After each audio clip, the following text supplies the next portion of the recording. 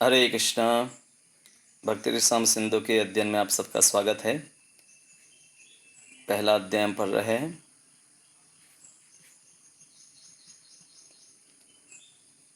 कृष्ण भावनामृत में सुख सुख प्रदत्व।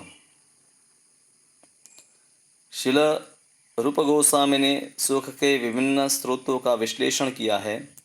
उन्होंने सुख की 3 श्रेणियां बताई हैं। भौतिक भोग से प्राप्त होने वाला सुख, इसको वैषयिक कहते हैं, विषयों से प्राप्त होता है इसलिए। परब्रह्म से तदाकार होने का सुख, ब्रह्म से प्राप्त होता है इसलिए ब्रह्म। कृष्ण भावनामृत से प्राप्त होने वाला सुख ऐश्वर्य, भगवान से प्राप्त होने वाला है, ईश्वर से प्राप्त होने वाला है, इसलिए ऐश्वर्य। तंत्र शास्त्र में भगवान शिव अपनी पत्नी सती से कहते हैं, हे प्रिय, जिस व्यक्ति ने गोविंद के चरण बिंदु का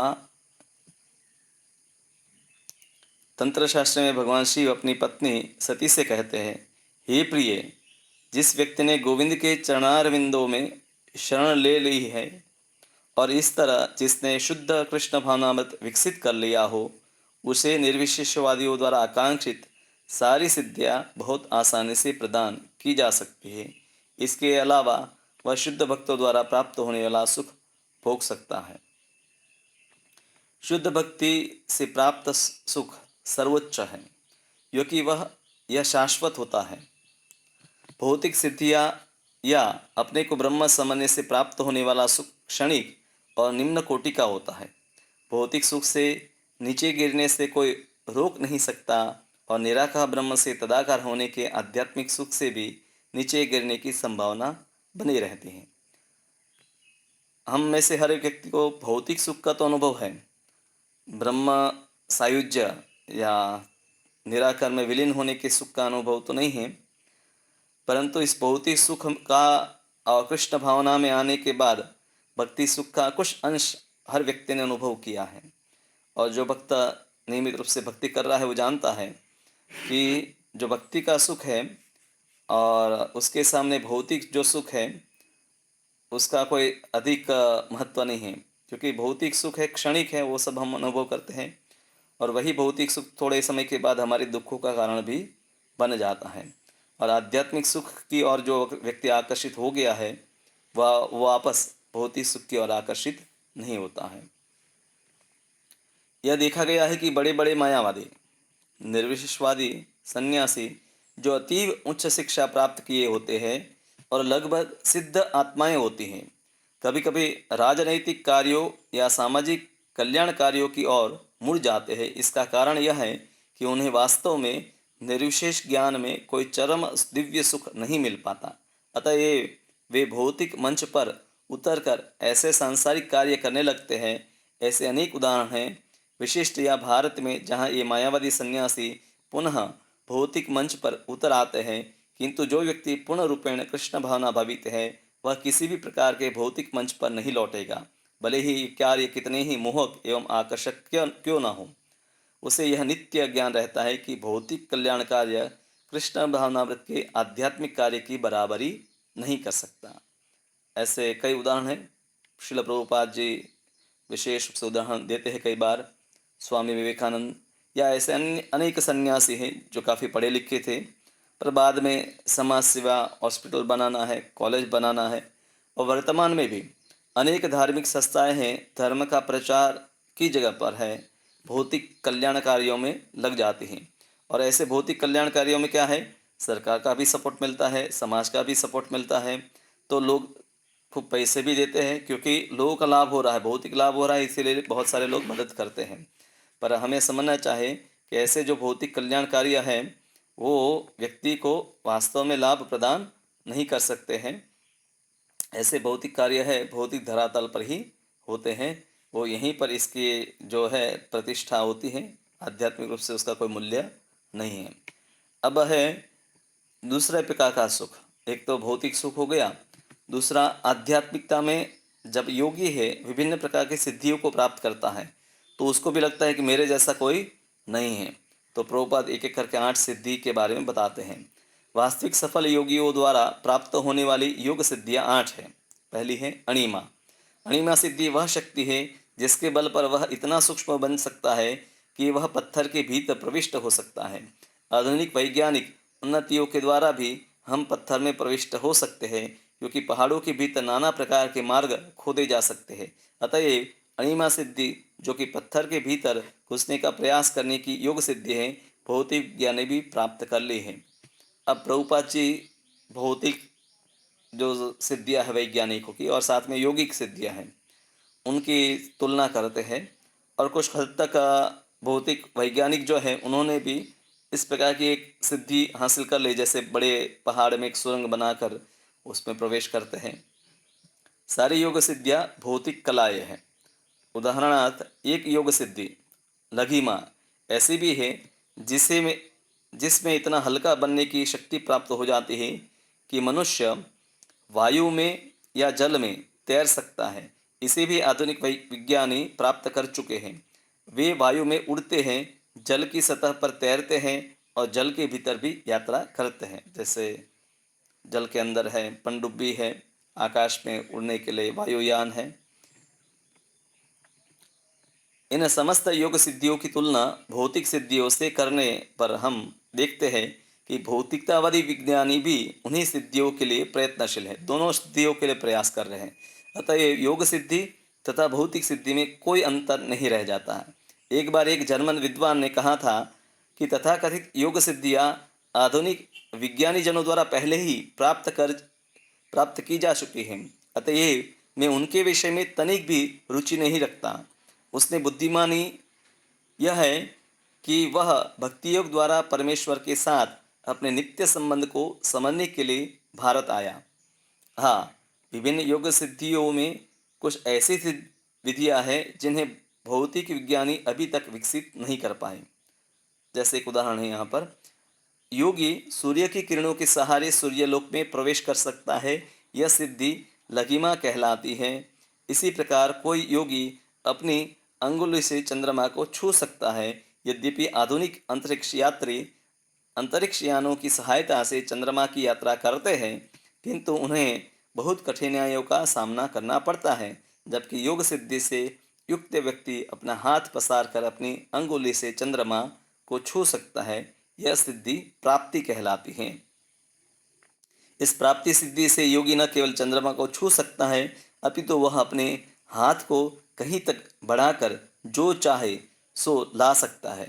वह किसी स्थान में हजारों मील दूरी पड़ी बैठकर चाहे तो वहाँ के बगीचे से फूल ला सकता है। यह प्राप्ति सिद्धि है। प्रभुपाद एक उदाहरण देते हैं कि ऐसा योगी उन्होंने एक देखा था कि जो अपने शिष्य को कहीं यहाँ भारत में बैठकर है ईरान से जो है खजूर ला कर दिया। दुर्लभ ऐसे योगी है पर होते हैं। आधुनिक विज्ञानियों ने ऐसे नाभिकीय हथियार तैयार कर लिए हैं जिनसे वे इस लोक के किसी नगण्य भाग को विनष्ट कर सकते हैं। किंतु ईशिता सिद्धि के द्वारा योगी केवल अपनी इच्छानुसार किसी संपूर्ण लोक की सृष्टि और उसका संहार कर सकता है। इसको कहते हैं ईशिता, इच्छा के अनुसार वो कर सकता है। अन्य सिद्धि वशीता है, जिसके द्वारा किसी भी व्यक्ति को अपने वश में किया जा सकता है। वशीकरण का नाम आपने सुना होगा, कुछ लोग इसका प्रयोग करते हैं। यह एक प्रकार का वशीकरण है जिसे रोका नहीं जा सकता है। कभी कभी यह देखा जाता है कि इस वशीता सिद्धि में थोड़ी सी पूर्णता प्राप्त कर योगी लोगों के बीच में जाकर उटपटांग बातें करता है और उनके मनों को वश में करता है। कई बार लोगों को यह अनुभव होता है कि किसी के पास गए, उनको देखा या उनको सुना तो जैसे पूरे उनके वश में आ गए। उनके मनों को वश में कर लेता है, उनका शोषण करता है और उनका धन लेकर चंपत हो जाता है। और एक सिद्धि है, एक अन्य योग सिद्धि प्राकाम्य नामक है। इसके द्वारा किसी भी इच्छित कार्य को किया जा सकता है। उदाहरणार्थ आँख में जल को प्रविष्ट कराकर जल को पुनः आँख से निकाला जा सकता है। इच्छा मात्र से ऐसे अद्भुत कार्य किए जा सकते हैं। योग सिद्धि की सर्वोच्च सिद्धि कामावसायिता कहलाती है। यह भी जादू है, किंतु प्राकाम्य शक्ति प्रकृति के दायरे में ही अद्भुत प्रभाव दिखलाती है, जबकि कामावसायिता द्वारा प्रकृति के विरुद्ध असंभव कार्य करके दिखाया जा सकता है। निस्संदेह ऐसी भौतिकतावादी योग सिद्धियों का हस्तगत करके प्रचुर मात्रा में क्षणभंगुर सुख प्राप्त किया जा सकता है। कोई वैज्ञानिक सिद्धि या कोई भौतिक सिद्धि। संसार में भी लोग हैं, जैसे ही कुछ धन आता है तो सिद्ध यंत्र, हमारे घर में बहुत सारे यंत्र हैं, वो भी एक प्रकार की वैज्ञानिकों की सिद्धि है। जैसे रेफ्रिजरेटर है, पानी ठंडा कर देता है, हीटर है गर्म कर देता है, एयर कंडीशन हवा को ठंडा कर देता है, एरोप्लेन है, ट्रेन है। तो ये भौतिक वैज्ञानिकों की सिद्धि है जो प्रकृति के नियमों के अनुसार चलती है। और योग में ऐसी भी सिद्धियां हैं जो सामान्य वैज्ञानिकों को समझना भी संभव नहीं है, पर दोनों का उद्देश्य है भौतिक सुख। इसलिए ये भौतिक सुख है जो दुख का कारण बनता है, उसके पीछे भक्त जाता नहीं है। आधुनिक भौतिक प्रगति की चकाचौंध से मोहित व्यक्ति मूर्खतावश सोचते हैं कि कृष्ण भावनामृत आंदोलन कम बुद्धिमान लोगों के लिए है। मेरे पास तो सुंदर आवास, परिवार तथा विलासी जीवन है, मैं अपनी भौतिक सुख सुविधाओं से अत्यधिक सुखी हूँ। ये लोग यह नहीं जान पाते हैं कि ये किसी भी क्षण अपनी इस भौतिक दशा से बाहर फेंके जा सकते हैं। अज्ञानवश वे यह नहीं जानते कि असली जीवन शाश्वत होता है। शरीर का क्षणिक सुख भोग जीवन लक्ष्य नहीं है, किंतु लोग गहन अज्ञान के कारण भौतिक सुख भोग की चकाचौंध भरी उन्नति से मोहित होते हैं। इसलिए श्रील भक्तिविनोद ठाकुर ने कहा है कि भौतिक ज्ञान की प्रगति, या भजन पता होगा कि भौतिक शिक्षा है व्यक्ति के जीवन को गधे जैसा बना देता है। भौतिक ज्ञान की प्रगति से मनुष्य अधिक मूर्ख बनता है, क्योंकि यह अपनी चकाचौंध उसके वास्तविक स्वरूप को भुला देता है। तो खास करके सिटी में हम रहते हैं तो प्राय भूल जाते हैं प्रकृति कैसे चलती है, प्रकृति के साथ कैसे जीना है, और कृत्रिम जो व्यवस्थाएं बनाई हैं उसी के द्वारा इतने मोहित हैं कि इससे बाहर आने की कल्पना भी हम कर नहीं सकते हैं। यह उसके लिए मृत्यु तुल्य है, क्योंकि यह मनुष्य जीवन भौतिक कलमश से बाहर निकलने के लिए मिला है। मनुष्य जीवन का उद्देश्य कि हम भौतिकता से बाहर निकले। भौतिक ज्ञान की प्रगति के कारण लोग इस जगत में अधिकाधिक फंसते जाते हैं। उन्हें यह महाविनाश से उबार पाने की कोई आशा नहीं दिखती।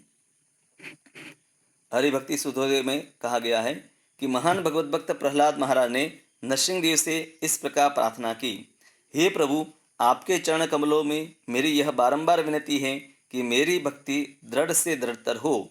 मेरी यह प्रार्थना है कि मेरा कृष्ण भावनामृत अधिक प्रबल हो और स्थायी हो, क्योंकि कृष्ण भावनामृत तथा भक्ति से प्राप्त होने वाला सुख इतना शक्तिशाली होता है कि इससे धर्म, अर्थ, काम तथा मोक्ष जैसी अन्य सारी सिद्धियां प्राप्त हो सकती है। फिर भी भक्त उसको चाहता नहीं, पर उसको प्राप्त हो जाते हैं। वास्तव में शुद्ध भक्त इन सिद्धियों में से किसी की अभिलाषा नहीं करता, क्योंकि कृष्ण भावना भावित भक्ति से प्राप्त सुख इतना दिव्य और असीम होता है कि अन्य कोई सुख उसकी समता नहीं कर सकता। इसलिए भक्त को अनुभव है और इसलिए इस सुख के पीछे भागता नहीं है। और ये हर भक्त को अपनी साधना से उस आध्यात्मिक सुख का अनुभव वो कर पाएगा, तभी है वो भौतिकता से बाहर निकल पाएगा। अन्यथा भौतिकता से बाहर निकलने के लिए कितना भी उपदेश दिया जाए, कष्ट भी सहन करे, व्यक्ति बाहर नहीं निकल सकता। कहा गया है कि कृष्ण भावनामृत सुख की एक बूंद भी अन्य किसी कार्य से प्राप्त होने वाले सुख के सागर से बढ़कर है। भौतिकता का सुख का सागर व्यक्ति उसमें डूब भी जाए तो भी वो सुख प्राप्त नहीं कर सकता, जो एक बार हरे कृष्ण मंत्र का जप करने से प्राप्त होता है। अतएव जिस व्यक्ति ने थोड़ी सी भी शुद्ध भक्ति विकसित कर ली है, वह धर्म, अर्थ, काम तथा मोक्ष से प्राप्त होने वाले अन्य समस्त प्रकार के सुखों को आसानी से ठुकरा सकता है। यहाँ उदाहरण है, चैतन्य महाप्रभु का एक महान भक्त जिसका नाम खोला बेचा श्रीधर था, अत्यंत निर्धन था। उसका बहुत छोटा सा व्यापार था, और व्यापार क्या था, वह केले के वृक्ष के पत्तों के दोने बनाकर बेचता था। उसकी आय लगभग शून्य थी, किंतु तो भी वह अपनी इस तुच्छ आय का 50% गंगा की पूजा करने में व्यय करता था। यानी कि कुछ पैसे, रुपया 2 रुपया अगर कमाया तो उसमें से आधा है गंगा की पूजा के लिए, पुष्प या अन्य वस्तु पूजा के लिए, धूप दीप इत्यादि के लिए खर्च कर देता था, और शेष 50% से किसी तरह अपनी जीविका चलाता था। एक बार चैतन्य महाप्रभु अपने इस विश्वास पात्र भक्त खोला बेचा श्रीधर के समक्ष प्रकट हुए और उससे इच्छा अनुसार कोई भी ऐश्वर्य मांगने के लिए कहा। भगवान ने कहा मांग लो तुम्हें क्या चाहे, तो कौन ऐसा अवसर छोड़ेगा। श्रीधर ने क्या मांगा, किंतु श्रीधर ने कहा कि उसे कोई भौतिक ऐश्वर्य नहीं चाहे, वह अपनी वर्तमान अवस्था में ही सुखी था और महाप्रभु चैतन्य के चरण कमलों में अविचल श्रद्धा एवं भक्ति की कामना करता था। शुद्ध भक्तों की स्थिति यही है। यदि वे चौबीसों घंटे भक्ति में लगे रह सके तो उन्हें और कुछ भी नहीं चाहिए, यहाँ तक कि मोक्ष या ब्रह्म के साथ तादात्म्य का सुख भी नहीं। नारद पंचरात्र में भी कहा गया है कि जिस व्यक्ति ने थोड़ी सी भी भक्ति विकसित कर ली है वह धर्म अर्थ काम तथा मोक्ष, धर्म अर्थ काम तथा मोक्ष तथा 5 प्रकार के मोक्ष, मोक्ष में भी 5 प्रकार है, हमने पहले देखा, किसी भी प्रकार के सुख की रंच मात्र भी परवाह नहीं करता। इस प्रकार से प्राप्त किसी भी प्रकार का सुख शुद्ध भक्त के हृदय में भूल से भी प्रवेश करने की हिम्मत नहीं दिखलाता। कहा गया है कि जिस तरह रानी की दासियां आदर पूर्वक तथा नम्रता पूर्वक उसका अनुसरण करते हैं, ठीक उसी तरह धर्म अर्थ काम तथा मोक्ष से मिलने वाले सुख भगवत भक्ति का अनुसरण करते हैं। दूसरे शब्दों में शुद्ध भक्तों को किसी प्रकार के सुख का अभाव नहीं खलता। ऐसा नहीं कि उसको लगता है कि मुझे ये नहीं मिला, मेरा जीवन अधूरा रह गया। किंतु यदि कदाचित उसके मन में कोई अन्य इच्छा उठती है तो भगवान भक्त के मांगे बिना उसे पूरी कर देते हैं। अनायास अगर कुछ भक्त है, शुद्ध भक्त भी कोई इच्छा कर ले तो भगवान उसको पूरी करते हैं, पर भक्त जानबूझकर ऐसे कोई इच्छा नहीं करता। शुद्ध भक्ति दुर्लभ है, सुदुर्लभ। हम 6 लक्षण पढ़े, उसमें एक लक्षण है, आत्मा साक्षात्कार प्राप्त करने के लिए आध्यात्मिक जीवन की प्रारंभिक अवस्था में विभिन्न प्रकार की तपस्याएं तथा इसी तरह की अन्य विधियां हैं, किंतु इन विधियों को संपन्न करने वाला यदि किसी भौतिक इच्छा से रहित भी हो तो भी वह भक्ति को प्राप्त नहीं कर सकता। यानी कि निष्काम होने से ही भक्ति प्राप्त नहीं हो जाती। भक्ति प्राप्त होने के लिए और कुछ योग्यता चाहिए। अपनी शक्ति मात्र से भक्ति की कामना करना भी अधिक आशाप्रद नहीं है, क्योंकि कृष्ण हर किसी को भक्ति प्रदान करने के लिए तैयार नहीं होते। वे किसी व्यक्ति को भौतिक सुख या मुक्ति तो प्रदान कर सकते हैं, किंतु वे किसी व्यक्ति को अपनी भक्ति में लगाने के लिए जल्दी तैयार नहीं होते। जैसे कोई धनवान व्यक्ति है, किसी को भी अपना नौकर नहीं बना लेता है। भक्ति तो वास्तव शुद्ध भक्तों की कृपा से ही प्राप्त की जा सकती है। यानी कि भक्ति वास्तव में जो शुद्ध भक्त है उनकी कृपा से प्राप्त होती है। चैतन्य चैतामृत में कहा गया है, शुद्ध भक्त रूप गुरु की कृपा से तथा कृष्ण की कृपा से ही भक्ति का पद प्राप्त होता है। गुरु कृष्ण प्रसादे पाई भक्ति लता बीज। जो गुरु है वो भी भगवान की कृपा का रूप है और भगवान की कृपा दोनों से ही भक्ति प्राप्त होती है। इसके सिवाय कोई अन्य उपाय नहीं है। तंत्र शास्त्र में भी भक्ति की दुर्लभता की पुष्टि की गई है। भगवान शिव सती से कहते हैं, हे सती, यदि कोई श्रेष्ठ दार्शनिक है और वह ज्ञान के विविध विधियों का विश्लेषण करता है तो वह भौतिक बंधन से मोक्ष प्राप्त कर सकता है। वेद वर्णित कर्मकांडों के करने से मनुष्य पवित्र कर्मों के पद तक उठ सकता है और इससे जीवन की भौतिक सुविधाओं का पूर्ण रूपेण भोग कर सकता है। हजारों जन्मों तक इन विधियों से प्रयत्न करने पर भी उसे भगवान की भक्ति प्राप्त नहीं हो सकती। अन्य कई विधियां वो पालन करे, कर्म की, ज्ञान की, ध्यान की, तो भी वो भक्ति प्रदान नहीं कर सकती। श्रीमद् भागवत में भी प्रहलाद महाराज द्वारा यह पुष्टि की गई है। केवल निजी प्रयास या उच्च अधिकारियों की उपदेश से ही भक्ति अवस्था प्राप्त नहीं की जा सकती। उसे शुद्ध भक्त के चरण कमलों की धूलि का आशीर्वाद प्राप्त होना चाहिए। कोई उपदेश दे, व्यक्ति स्वयं प्रयास करे तो भी भक्ति प्राप्त नहीं होती है।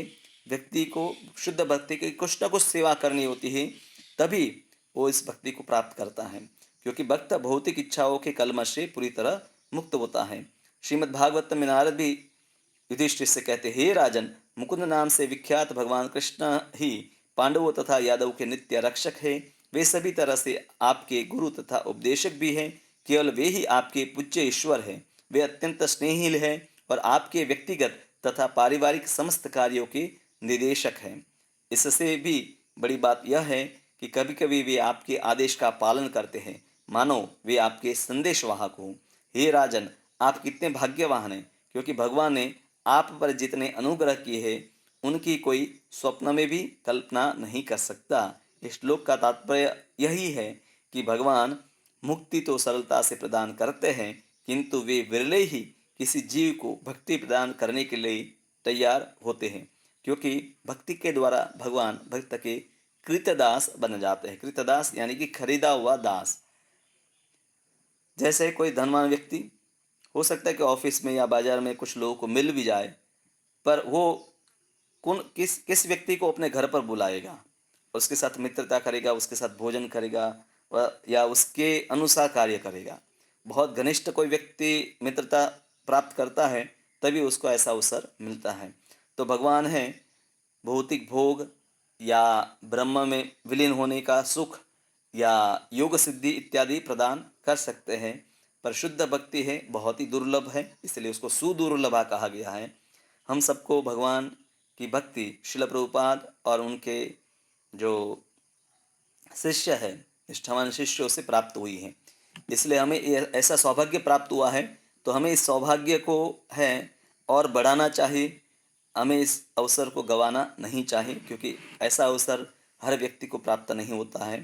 तो हमने आज दो विषय विशेष रूप से देखे कि भगवान की भक्ति का जो सुख है सबसे सर्वोत्तम है, और भगवान की जो भक्ति है वो सुदुर्लभ है, हर व्यक्ति को प्राप्त नहीं होती है। इसलिए जिसको प्राप्त हो गई इसको बहुत संभाल कर रखनी चाहिए और पूरे प्रयास से इसका जतन करना चाहिए, इसका वर्धन करना चाहिए। तो उसको भक्ति प्राप्त भगवान ने जो दी है उस अवसर का वो पूरा पूरा लाभ उठा पाएगा। विशेष रूप से जो माता पिता हैं, जिनके बच्चों को बचपन से भक्ति करने का अवसर मिला है, उनका ये कर्तव्य है कि वो उन बच्चों को है ऐसा अवसर प्रदान करे कि जिससे उनकी भक्ति बने रहे, उनको भौतिकता में डालने का प्रयास न करे, क्योंकि उसमें तो बहुत सारे लोग हैं वो डले हुए हैं, कार्य कर रहे हैं और भौतिकता को बढ़ाने वाले हैं। कोई डॉक्टर बनेगा, कोई इंजीनियर बनेगा, कोई इन्वेंशन करेगा, पर कलयुग में तो विशेष रूप से भक्त भगवान के शुद्ध भक्त अति दुर्लभ है। तो किसी बच्चे को बचपन से अवसर मिला है शुद्ध भक्ति करने का, तो उसका विशेष जतन पालन पोषण करना चाहिए कि जिससे उसकी भक्ति में प्रगति हो। हरे कृष्णा।